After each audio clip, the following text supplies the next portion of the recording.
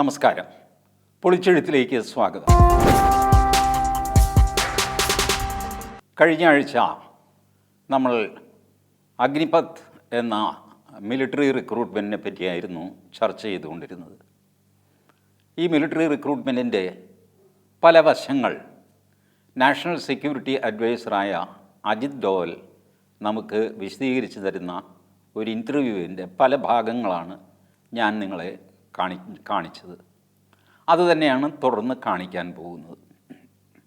ഇതിൽ നാട്ടിൽ നടന്ന ഒരു കലാപമുണ്ട്. പ്രത്യേകിച്ച് ബീഹാർ, ഉത്തർപ്രദേശിൻ്റെ ചില ഭാഗങ്ങൾ, ഹരിയാന, ഇവിടെയെല്ലാം നടന്ന ട്രെയിൻ കത്തിക്കലുകൾ, അനാവശ്യമായ കല്ലേറുകൾ, സാമൂഹ്യ വിരുദ്ധരുടെ ഒരുതരം അഴിഞ്ഞാട്ടം.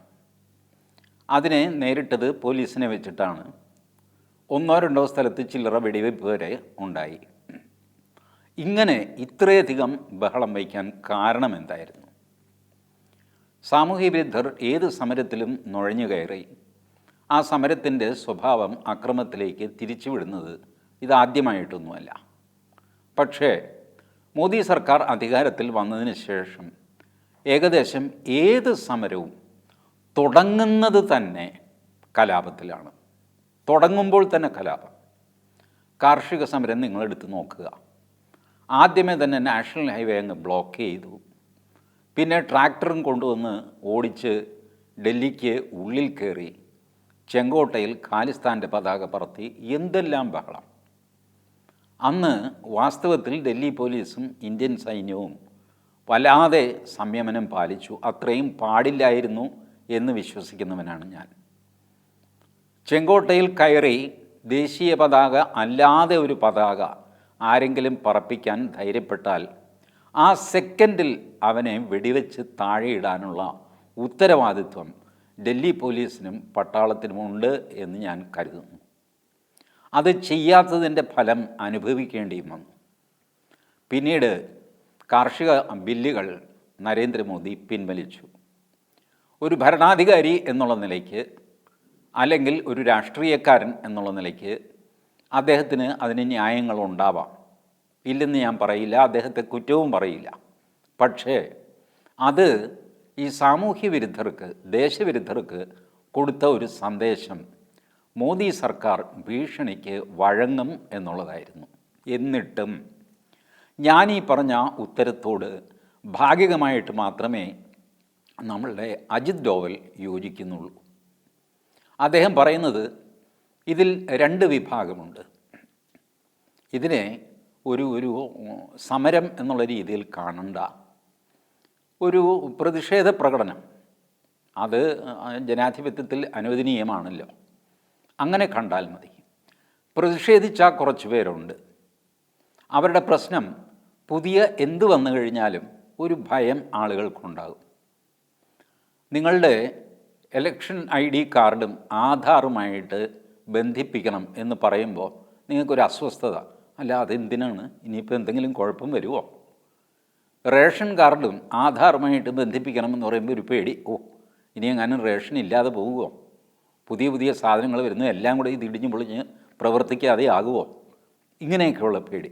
രണ്ടാമതൊരു വിഭാഗമുണ്ട്, അരാജകവാദികൾ.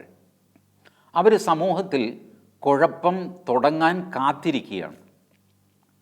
അഗ്നിപത്ത് നല്ലതാണോ ചീത്തയാണോ എന്ന് അവർക്ക് നോട്ടമില്ല. കാർഷിക ബില്ല് നല്ലതാണോ ചീത്തയാണോ എന്ന് അവർക്ക് നോട്ടമില്ല. CAA അമെൻമെൻറ്റ് അത് നല്ലതോ ചീത്തയോ അവർക്ക് നോട്ടമില്ല. അവർക്ക് കല്ലേറ്, തീവെപ്പ്, ബഹളം, പോലീസ് വെടിവെപ്പ്, പിന്നെ പോലീസ് വെടിവെപ്പിനെ പറ്റി ജുഡീഷ്യൽ അന്വേഷണം, സുപ്രീം കോടതിയിൽ ബഹളം. ഇതൊക്കെ ചെയ്യുക എന്ന് പറയുന്ന ഒരു അർബൻ നക്സൽ സ്വഭാവമുള്ള ആളുകൾ. അവരെ വെച്ച് പൊറുപ്പിക്കാൻ സാധ്യമല്ല. ആദ്യത്തെ കൂട്ടരെ പറഞ്ഞു മനസ്സിലാക്കാം, രണ്ടാമത്തെ കൂട്ടരെ ചെയ്ത് തന്നെ മനസ്സിലാക്കേണ്ടി വരും. ഇതാണ് അജിത് ഡോവൽ പറയുന്നത്. ഞാൻ അദ്ദേഹത്തിൻ്റെ വാക്കുകൾ തന്നെ നിങ്ങളെ കേൾപ്പിച്ചു തരാം. देखिए, ऐसा है, इसमें 2 तरह के प्रोटेस्ट या अपोजिशन है, मैं कहूँगा. एक तो ये है जो कंसर्न हैं, वो देशभक्त भी हैं, उन्होंने देश की सेवा भी की है और अपने जीवन का बड़ा भाग जो है देश के लिए अपनी जानों की बाजी भी लगाई है. उनको फियर ऑफ अननोन है और जब भी कोई परिवर्तन आता है, any time that a change comes, उसके साथ में जुड़ी हुई anxieties and fears are always there. कुछ भय होते हैं, कुछ आकांक्षाएं होती हैं, कुछ अनागतवती चिंताएं होती हैं जो आदमी को घेरती है। इतना बड़ा परिवर्तन, इतना बड़ा चेंज हो जाएगा तो कहीं ये तो नहीं सब कुछ पलट जाएगा।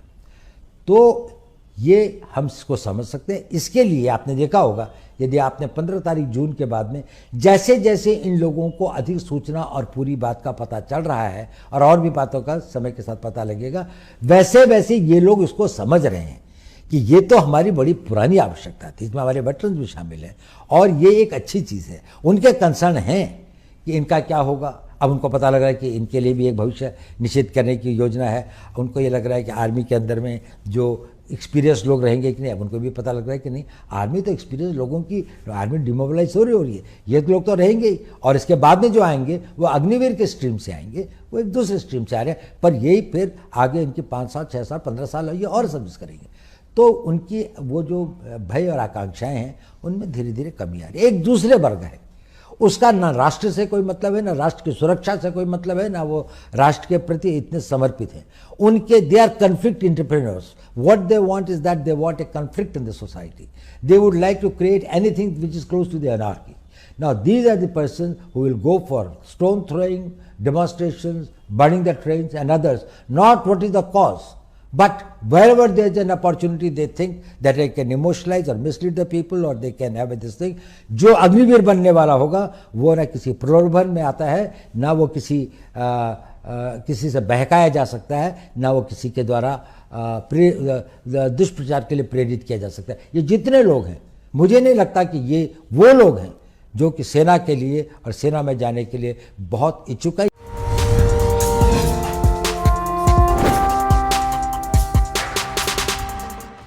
അപ്പോൾ ഞാൻ അദ്ദേഹം പറഞ്ഞ കാര്യം നേരത്തെ തന്നെ ഞാൻ നിങ്ങളോട് വിശദീകരിച്ച് കഴിഞ്ഞു.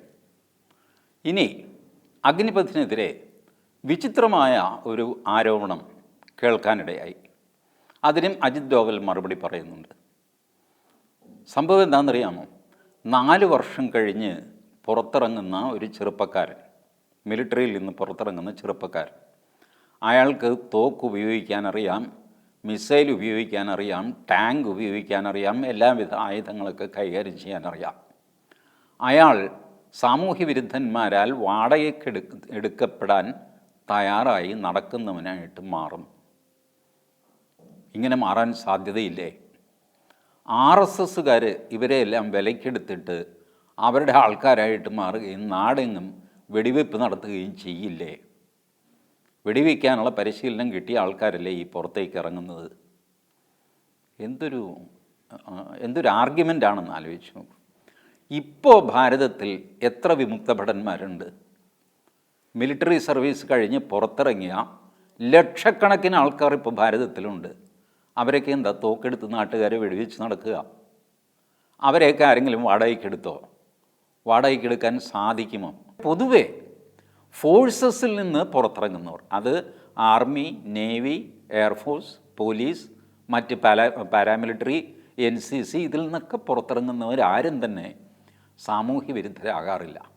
അപ്പോൾ സാമൂഹ്യ വിരുദ്ധരെ സൃഷ്ടിക്കുന്നു എന്നുള്ള ആരോപണമാണ് യഥാർത്ഥത്തിൽ സാമൂഹ്യ വിരുദ്ധത. അതും അദ്ദേഹത്തിൻ്റെതായ ശൈലിയിൽ അജിത് ഡോവൽ വിശദീകരിക്കുന്നു. നിങ്ങൾ നേരിട്ട് കേൾക്കുക അദ്ദേഹത്തിൻ്റെ points. It is totally invalid. I have been in the business of security for last 55 years. I can tell you, if there is any guarantee in the society to keep peace, stability, rule of law, it will be the citizenship and the civilian population of this country who have to become law-abiding. And you will find the best of the law-abiding citizens in this youth who will not only abide by the law but will make others and will be the harbingers and the nucleus of the people who will have a national sentiments, who will protect the national interest and create that environment. ഇനി അടുത്ത ചോദ്യം യഥാർത്ഥ ഒരു ചോദ്യമാണ്. ഞാൻ നേരത്തെ നമ്മുടെ ചർച്ചയിൽ ഉന്നയിച്ചതാണ് അത്. അഗ്നിപഥ് സ്കീം പിൻവലിക്കാനുള്ള സാധ്യതയുണ്ടോ? കാരണം ബഹളം വെച്ച് കഴിഞ്ഞാൽ പലപ്പോഴും കീഴടങ്ങുന്ന ഒരു സ്വഭാവമുള്ള സർക്കാരാണ് നരേന്ദ്രമോദിയുടേത് എന്ന് ഒരു സന്ദേശം പോയിട്ടുണ്ട്. കാർഷിക നിയമങ്ങൾ പിൻവലിച്ചതോടെ റോഡിൽ ഭീഷണിപ്പെടുത്തിയാൽ പേടിക്കുന്ന ഒരു സർക്കാരാണിത് എന്ന് ഒരു ധാരണ ശരിയോ തെറ്റോ ആയിക്കോട്ടെ, അങ്ങനൊരു ധാരണ പരന്നിട്ടുണ്ട്. ഈ ട്രെയിൻ കത്തിക്കൽ മുതലായ കലാപരിപാടികൾക്ക് വഴങ്ങി, ഭീഷണികൾക്ക് വഴങ്ങി ഈ അഗ്നിപഥ് സ്കീമിൽ നിന്ന് പുറകോട്ട് പോകുമോ എന്നാണ് ചോദ്യം. ആ ചോദ്യം ചോദിക്കുന്ന സ്ത്രീ വളരെ സമർത്ഥമായിട്ട് അവരുടെ ചോദ്യം ഫ്രെയിം ചെയ്തിരിക്കുന്നു. ഇത് മാധ്യമപ്രവർത്തകർക്കൊരു മാതൃകയായി കൂടിയാണ് ഞാൻ അവരുടെ ചോദ്യം നിങ്ങളെ കേൾപ്പിക്കുന്നത്. അതൊന്ന് കേട്ടോളൂ. But sir, don't you understand that, or don't you see the fear that ये जो internal security को जरा भी disrupt किया जाए, even in pockets, जैसे आपने CAA stir में देख लिया, उसके बाद हिजाब remarks हो जाती हैं, well maybe not the hijab and the prophet remarks, but CAA stir and the agriculture reforms की जो laws थे, अगर इसमें क्या होता है that the word goes out that on the street that if you push the government, if you push the security establishment to a certain extent with street protests, there could be a rollback. So is there any chance that because of these street protests there could be a rollback to the Agnipath scheme? ഈ സ്ത്രീ ചോദിക്കുന്നത് ഇങ്ങനെ വിട്ടുവീഴ്ചകൾ വിടുകയും വീഴുകയും ചെയ്യുന്ന സ്വഭാവമുള്ളൊരു സർക്കാരാണ് എന്നുള്ള തോന്നൽ ഉണ്ടായിട്ടില്ലേ? അങ്ങനെ അഗ്നിപഥിൽ നിന്നും നിങ്ങൾ പുറകോട്ട് പോകുമോ? ഇതാണ് ചോദ്യം. ഈ ചോദ്യത്തിന് അർത്ഥശങ്കയ്ക്കിടയില്ലാത്ത വിധം അജിത് ഡോവൽ പറയുന്നു, നോ, നോട്ട് അറ്റ് ഓൾ. അതിന് കാരണമുണ്ട്. ചുരുക്കി പറഞ്ഞാൽ 89 മുതൽ ഇന്ത്യൻ പട്ടാളം ആവശ്യപ്പെടുന്നൊരു കാര്യം നരേന്ദ്രമോദി ചെയ്തു എന്നേ ഉള്ളൂ. നിങ്ങൾ നോക്കൂ, 2030 ഭാരതത്തിലെ ജനസംഖ്യയുടെ 50% ആൾക്കാർ 25 വയസ്സുള്ളവരായിരിക്കും. 25 അതിന് താഴെയുള്ളവരായിരിക്കും 50% പേർ. പട്ടാളത്തിൻ്റെ ആവറേജ് പ്രായമോ 32 34 ആയിരിക്കും. അപ്പം ചെറുപ്പക്കാരായ ജനതയ്ക്ക് വയസ്സന്മാരായ ഒരു പട്ടാളം നിങ്ങൾക്ക് സങ്കല്പിക്കാൻ പറ്റുമോ? ഈ അഗ്നിപഥ് പോലത്തെ സ്കീം കുറഞ്ഞത് 30 രാജ്യങ്ങളിൽ ഇപ്പോൾ തന്നെ നിലവിലുണ്ട്. അവരുടെ എല്ലാം പ്രായം, ആവറേജ് പ്രായം അവർ കുറച്ച് 24-ലും 26-ലും എത്തിച്ചിരിക്കുന്നു. നമ്മൾ മാത്രം 32-ൽ നിൽക്കുന്നു. ഇത് അംഗീകരിക്കാവുന്നൊരു കാര്യമല്ല. രാജ്യത്തിൻ്റെ സുരക്ഷ നമുക്കിങ്ങനെ ഇട്ട് തട്ടിക്കളിക്കാൻ പറ്റില്ല. കുറച്ച് പേർക്ക് PSC വഴി ജോലി കിട്ടുക എന്നൊക്കെ പറഞ്ഞ് നടക്കുന്ന നാടകമില്ലേ? ഇത് രാജ്യസുരക്ഷയിൽ നമുക്ക് അംഗീകരിക്കാൻ പറ്റുമോ? അപ്പോൾ അത് ചെയ്തേ പറ്റുള്ളൂ. കാരണം ഇത് പട്ടാളത്തിൻ്റെ ആവശ്യമാണ്. പട്ടാളത്തിൻ്റെ പ്രതിനിധികൾ നടത്തിയ പത്രസമ്മേളനമുണ്ട്. ഞാനതിലേക്ക് പോയില്ല. അതിലവർ കുറേ കൂടെ ഡീറ്റെയിലായിട്ട് കാര്യങ്ങൾ പറയുന്നുണ്ട്. ഞാൻ നാഷണൽ സെക്യൂരിറ്റി അഡ്വൈസർ പറഞ്ഞത് മാത്രമാണ് നിങ്ങളെ കേൾപ്പിക്കുന്നത്. അപ്പോൾ ഒരു തിരിച്ചുപോക്കുണ്ടോ എന്നുള്ള ചോദ്യത്തിന് നോ എന്നുള്ള അദ്ദേഹത്തിൻ്റെ ഉത്തരവും അതിൻ്റെ വിശദീകരണവും നമുക്കൊന്ന് കേൾക്കാം. There is no question of any rollback. There is no question. It is. Let me tell you one thing. This is not something which is a knee-jerk reaction which has come overnight. This has been being debated and discussed for decades. In 70s we had General Krishna Rao Committee, of which General Sundarji, General Chibbar, they were the members. They talked about reorganization and reforming of the army, including the manpower policy, technology and others. So you're talking 40 years back? No, not only that. It is not only 40 years back. Then there was this thing of the Arun Singh Committee report in 1989. Then there was a group of ministers, this thing. Arun Singh Committee would be 30 years then. So what you're telling me is systematically there have been... No. Every time it was being felt, there was this thing of the Subramanian Committee report, the Kargil Committee report. So again, that is 30 years. Again, then there was a group of ministers report.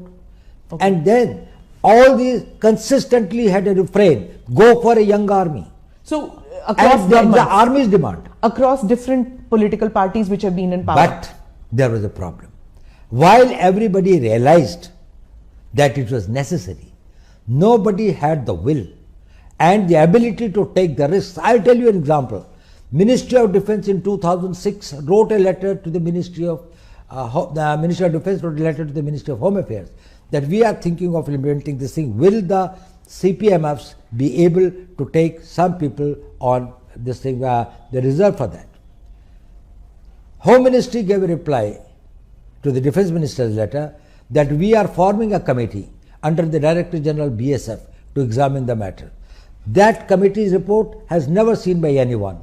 That letter of the Defence Minister was never sent back. Defence Minister never sent any reminder. It is that So when was this? It was in 2007. The letter was sent in 2006, and 2007 the committee was formed. So this is bureaucracy going round and round. No, it's not a bureaucracy. It was a political will. That is, it is such a big problem. It's such a huge mass. Who will dare getting into it and bringing about the change? It can happen only with a leader like Prime Minister Modi, who will say that if this is in the national interest, if this will make India strong and secure, then no risk is big enough, then no cost is high enough. Even if it is a political cost, I will pay it, because he visualizes what happens to the Indian army 15 years from now. Security is not only thinking about your generation, also about the future generations. You will have an army which has been recruited and selected, and they have got manned by the people.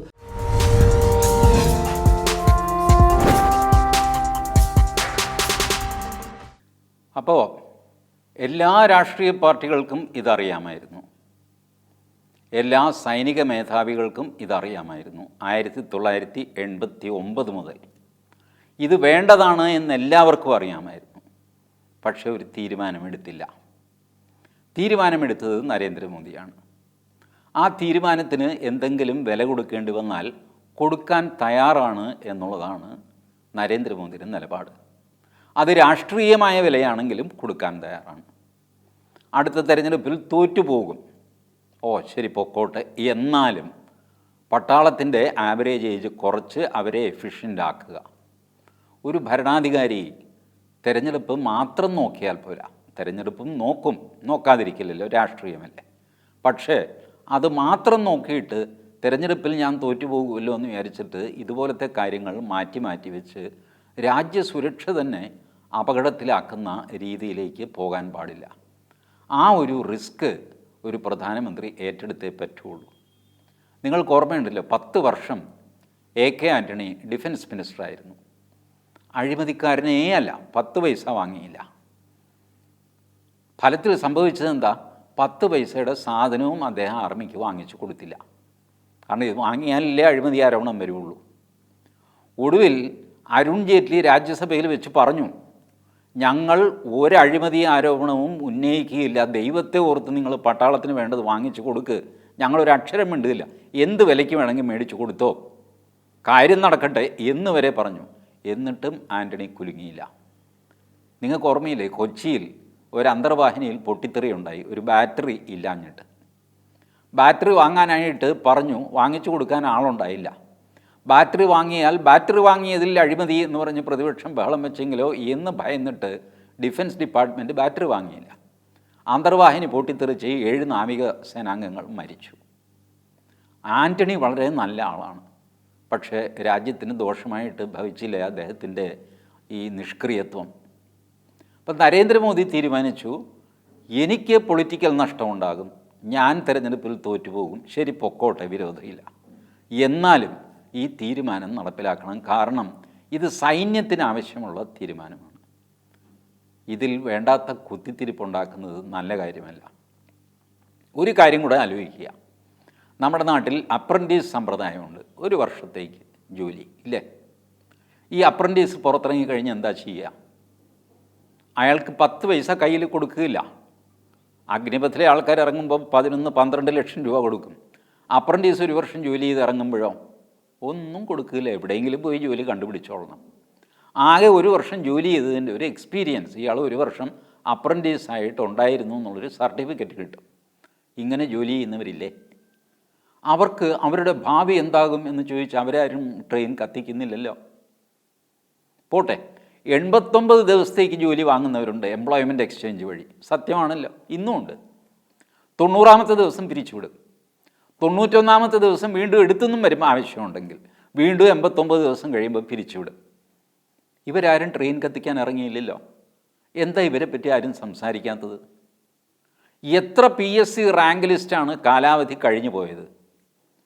PSC പരീക്ഷ എഴുതി പാസ്സായി rank list വന്നു, ഇപ്പം ജോലി കിട്ടും എന്ന് പറഞ്ഞ് വർഷങ്ങളോളം ഇരുന്നിട്ട് ആ റാങ്ക് ലിസ്റ്റിൻ്റെ കാലാവധി കഴിഞ്ഞു, ഇനി പുതിയ ആൾക്കാരെ എടുക്കാൻ പോവുകയാണെന്ന് പറഞ്ഞിട്ട് ഈ PSC rank list holders association, ആയിരക്കണക്കിന് മെമ്പർമാരുള്ള അസോസിയേഷൻ കേരളത്തിലുണ്ട്. ജോലിക്ക് തയ്യാറെടുത്തിട്ട് ഉടുപ്പും തയ്പ്പിച്ച് വെച്ചിട്ട് ജോലി വന്നില്ല. അങ്ങനെയൊന്നും അഗ്നിപഥിലില്ലല്ലോ. ഇനി ഇങ്ങനെ ഈ PSC റാങ്ക് ലിസ്റ്റ് ഹോൾഡേഴ്സ് അവർ സെക്രട്ടേറിയറ്റിന് മുമ്പിൽ മുട്ടിലിഴയുക, തലകുത്തി നിൽക്കുക, ഇതുപോലത്തെ കലാപരിപാടികൾക്കല്ലാതെ അവരാരും ട്രെയിൻ കത്തിക്കാനൊന്നും പോയില്ലല്ലോ. ഇവിടെ ഒന്നും സംഭവിച്ചില്ല. അതിനു മുമ്പ് തന്നെ സ്കീം അനൗൺസ് ചെയ്തപ്പോൾ തന്നെ ട്രെയിൻ കത്തിക്കുന്നു. ആ കത്തിക്കലിന് കൂട്ടുനിൽക്കാൻ, അതിൽ എണ്ണ പകരാൻ മലയാളത്തിലെ എണ്ണം പറഞ്ഞ മാധ്യമപ്രവർത്തകരുമുണ്ട്. അവർക്കൊരു സന്തോഷമാണ്. ഭാരതം കത്തുന്നു, ഉത്തരേന്ത്യ കത്തുന്നു, എന്താ ദക്ഷിണേന്ത്യ കത്താഞ്ഞത്? കേരളത്തിലും ഉണ്ടല്ലോ പട്ടാളത്തിൽ ചേരാൻ കൊതിച്ച് നിൽക്കുന്നവർ. തമിഴ്നാട്ടിലുണ്ട്, കർണാടകത്തിലുണ്ട്, ഒറീസയിലുണ്ട്, ആന്ധ്രയിലുണ്ട്. അവിടുത്തെ പിള്ളേർക്കൊന്നും ട്രെയിൻ കത്തിക്കാൻ തോന്നാഞ്ഞത് എന്താ? അപ്പോൾ നേരത്തെ ആ ചോദ്യകർത്താവ് സ്ത്രീ പറഞ്ഞ പോലെ ചില പോക്കറ്റുകൾ ഇവരുടെ സ്വാധീന കേന്ദ്രങ്ങളായിട്ട് നിലനിൽക്കുന്നു. അത് പൊളിക്കേണ്ടത് ആവശ്യമാണ്. കാരണം ഇങ്ങനത്തെ രാജ്യദ്രോഹ പ്രവർത്തനം വെച്ച് പൊറുപ്പിക്കാൻ പറ്റില്ല. കയ്യിൽ കിട്ടിയ ആയുധം വെച്ചിട്ട് ഭരണകക്ഷിയെ തല്ലാം എന്നുള്ള മാധ്യമങ്ങളുടെ നിലപാടും ശരിയല്ല. ആ നിലപാടും മാധ്യമങ്ങൾ പുനഃപരിശോധിക്കും എന്ന് ഞാൻ പ്രതീക്ഷിക്കുന്നു. എൻ്റെ പ്രതീക്ഷ ആസ്ഥാനത്താവുകയേ ഉള്ളൂ കേട്ടോ. കാരണം കേരള മാധ്യമങ്ങളല്ലേ, അവരവരുടെ നിലപാട് മാറ്റാൻ പോകുന്നില്ല. കടുവയ്ക്ക് സ്വന്തം പുള്ളിപ്പുലിക്ക് പുള്ളി മാറ്റാൻ പറ്റില്ലല്ലോ. കടുവയ്ക്ക് ആ വരയും മാറ്റാൻ പറ്റില്ല. അതുപോലൊരു നിസ്സഹായതയാണ് കേരളത്തിലെ ഭൂരിപക്ഷം മാധ്യമങ്ങൾക്കും. അവരുടെ ഈ ഒരു അർബൻ നക്സൽ മെൻറ്റാലിറ്റി ജന്മനാ ഉള്ളതാണ്. അത് പോവില്ല, തൂത്താലും ചരിച്ചാലും ഒന്നും പോവില്ല. എന്നാലും ഒരു ശുഭാപ്തി വിശ്വാസം നമുക്ക് ആവശ്യമാണല്ലോ. അതുകൊണ്ട് ഞാൻ പ്രതീക്ഷിക്കുന്നു അവരും അവരുടെ ഈ കാഴ്ചപ്പാട് മാറ്റും എന്ന് പ്രതീക്ഷിക്കുന്നു. പുതിയൊരു പൊളിച്ചെഴുത്തുമായി വീണ്ടും കാണാം. നമസ്കാരം.